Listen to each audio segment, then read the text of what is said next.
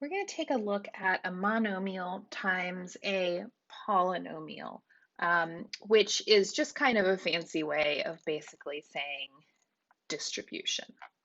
Okay, so when we're multiplying a monomial times a polynomial, we're really just distributing, which means we're going to be doing just a couple of multiplication problems along the way. So one thing that we need to remember is how to multiply variables with exponents. Okay, so when we're multiplying, the general rule is that we add, oops, that's a little bit big, isn't it? We are going to add the exponents, okay? Because exponents are really just talking about repeated multiplication. So if we have x times x to the second power, that's really saying x times, and x to the second power is really just x times x. So we're multiplying x 3 times there, x times x times x. So we would get an x to the third. So you can remember that there's that sneaky little exponent of 1 there, even though we don't write it, and 1 plus 2 is 3. So when we are multiplying and we have coefficients, the coefficients, or the numbers out in front, they just get multiplied to each other, right? Normal numbers work normally. So out in front of this x squared, there's really a 1. 1 times 3 is just 3. X squared times x to the third is going to be x to the 2 plus 3 is 5. And then again, when we multiply, we just multiply the coefficients like we would any other normal multiplication number. 4 times 6 is 24. X to the third times x to the fourth is x to the 3 plus 4 is 7. Okay? So we just need to remember that in order to multiply these polynomials correctly. Okay. Or multiply the monomial by a polynomial. So when we're distributing, we want to take this number on the outside. So it's 3 times the quantity, 2x squared plus 3x plus 4. So when we do this, everybody inside the parentheses needs to be multiplied by that 3. Okay, so 3 times 2x squared. There's no variable part in the monomial that we're distributing, so we don't really have to worry about doing that multiplication. It's just going to be x squared, but we do need to worry about 3 times 2, which is 6. And the x squared stays the same because it was the only variable part in that multiplication. Next distribution, 3 times 3x, that'll be 9x, and that's positive, so I'm writing plus. And then 3 times 4 is 12, and again, that's positive, so I'm going to write plus 12. And we're done. So we're just going to keep doing this here. So this time we're distributing an x. If it helps, you can put that little 1 coefficient out front to remember that when we're multiplying, the coefficients are just multiplying. So 1 times whatever normal number is in there, not the variables. So 1 times 2 is just 2. And x times x is x to the second power, right? We're multiplying x times x twice there. And then 1 times 7 is just a positive 7, so we're going to say plus 7. Oops, and then, sorry, the x as well. So we are distributing that x over there, but there's no x, so this x just gets distributed over. There you go. Let's take a look at a couple more distribution problems. Then we're going to take a look at how to find a missing value. So this time when we distribute, just make sure you're distributing to every term inside the parentheses, right? Multiply your coefficients to your coefficients, your variables to your variables. So 2 times 5 is 10. X times x squared is x to the third. 2 times, and just watch out for your signs, that's going to be a negative 3 is negative 6. We're going to write down minus 6. And x times x is x squared. 2 times a negative 8 is a negative 16, so we'll write negative 16, and then we're still distributing that x over there, and it becomes a variable part there for that last term. All right, last one, distributing. So this is a little bit different because now we have an exponent other than 1 on that monomial that we're distributing through. But it's going to work the same way. 3 times 4 is 12. Y squared times y to the third is y to the fifth. 3 times a negative 5 is negative 15, so we write minus 15. Y squared times y squared is y to the fifth. 3 times 2 is 6, so plus 6. And then we're distributing that y squared over as well, but it doesn't change what it looks like because there wasn't another variable part that it was being multiplied by.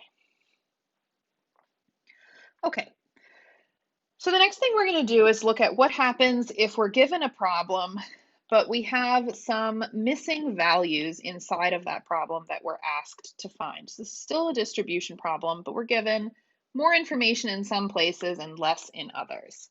So what we're going to do is we're just going to go ahead and do our distribution, and then we're going to take a look at the answer a little bit later. So I'm just going to do my distribution here, and I'm going to pretend that there's a number in for this k right here, and we'll kind of figure it out down along the road. So if I keep distributing, so 2x times 2x squared is going to be 4x to the third. Then if I multiplied 2x times kx, well, normally I would be multiplying 2 times k for my coefficient, and then x times x would become an x squared.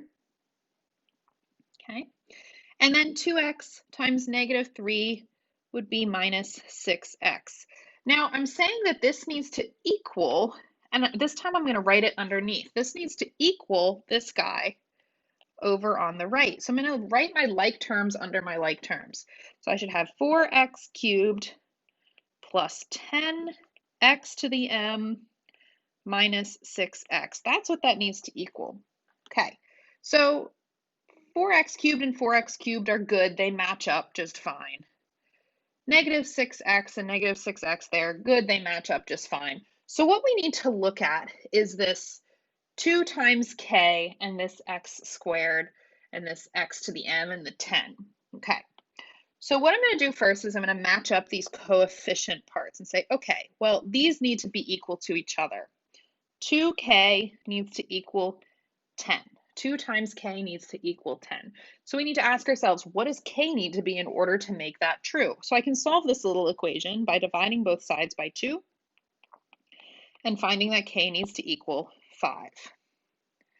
The next thing is we're going to look at these x's here. I'm going to say, oh, well, x squared needs to equal x to the m. So what does m need to be to make that true? Well, m needs to equal 2. Okay, we can check that this is correct.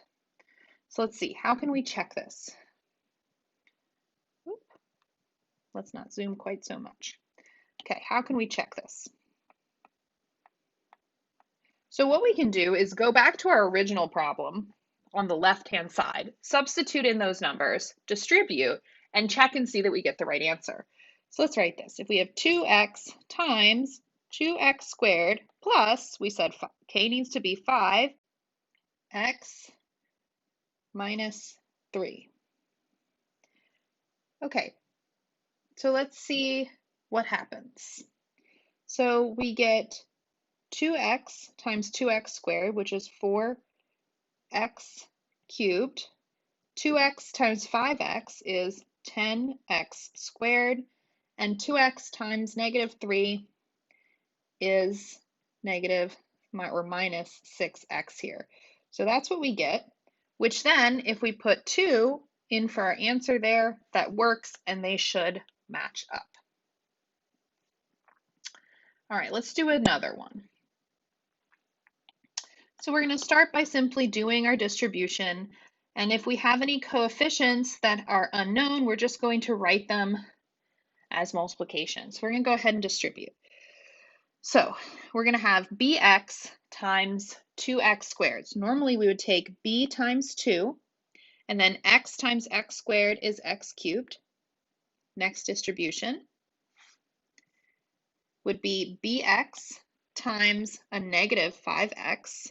So I'm going to write this a little bit differently to try to help us sort things out a little bit. I'm actually going to write this as addition, say plus b times -5. So I'm going to keep that negative with the 5. And because I kept it there, I'm going to write this as addition. And then x times x is x squared.